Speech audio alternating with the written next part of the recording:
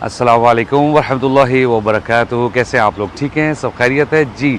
जैसा कि आज जुम्मा है और आपको पता है अक्सर मैं जुम्मा के दिन आपको कोई ना कोई ऐसी सुन्नतों के बारे में बताता हूँ जो कि हमें इस दिन ख़ास तौर पर करनी होती हैं। ठीक है जी।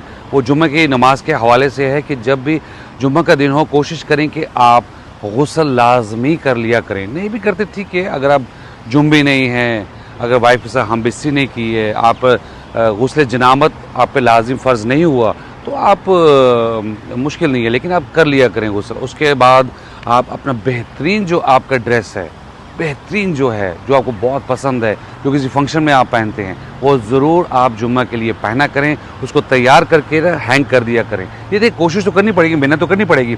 इसके साथ साथ आपने क्या करना है कि आप मसवाक करें, आप बालों में तेल लगाएं और खुशबू जो भी आपको बहुत पसंद है वो भरपूर आप लगाएं और कोशिश करें कि मस्जिद आप पैदल जाएं ताकि आपके हर कदम पर आपको नेकियां मिलें और हर कदम पर आपके गुनाह जड़ें।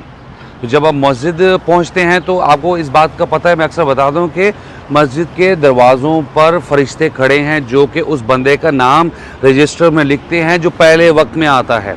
फिर उसके बाद जो आता है हदीस के मुताबिक जो पहले वक्त में मस्जिद में आएगा उसको किस कुर्बानी का, ऊँट की कुर्बानी का सवाब है। उसके बाद जो आएगा उसको गाय की कुर्बानी का, उसके बाद जो आएगा उसको बकरी की, उसके बाद जो आएगा उसको मुर्गी के बराबर सवाब, उसके बाद जो अंडे के बराबर सवाब है। तो ये सवाब की कैटेगरीज है। अगर आपको पता चले कि आपको मुफ्त में ऊँट मिल रहा है, ठीक है, या गाय मिल रही है फ्री में, तो आप भागेंगे उसको हासिल करने के लिए। तो हमें इस सुन्नत से, इस हदीस से पता चल गया कि अगर हम जल्दी आएंगे तो हमें मिल रहा है ना, तो हम क्यों नहीं अवेल कर रहे हैं? हम क्यों बहाने ढूंढ रहे हैं कि वॉशरूम में लोग थे, हमारे पास ये नहीं था, नाश्ता कर रहा था। और भाई जाएं जल्दी, अवेल करें।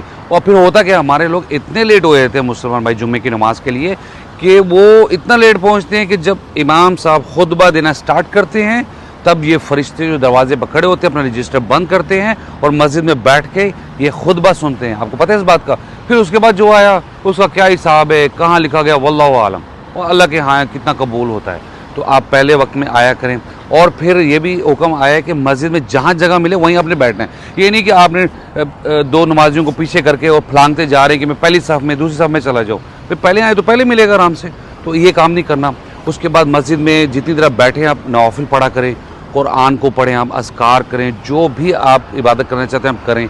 ठीक हो गया जी। मैं उम्मीद करता हूँ कि आप इन पॉइंट्स को समझ गए होंगे। ये मेरी बात नहीं है, रसूलुल्लाह सल्लल्लाहु अलैहि वसल्लम की बात है। तो आप उस पर अमल करें ताकि आप पूरा उस दिन की जो बरक़ात हैं, उस वक्त की जो जितनी भी उसकी ख़ास चीज़ें हैं उससे फ़ायदा उठा सके और सुन्नत पे अमल भी हो जाएगा। मैं उम्मीद करता हूँ कि इंशाल्लाह आप लोग इस चीज़ का ध्यान रखेंगे। मिलते हैं अगली वीडियो में। Thank you very much. अस्सलामु अलैकुम वरहमतुल्लाहि वबरकातुहू।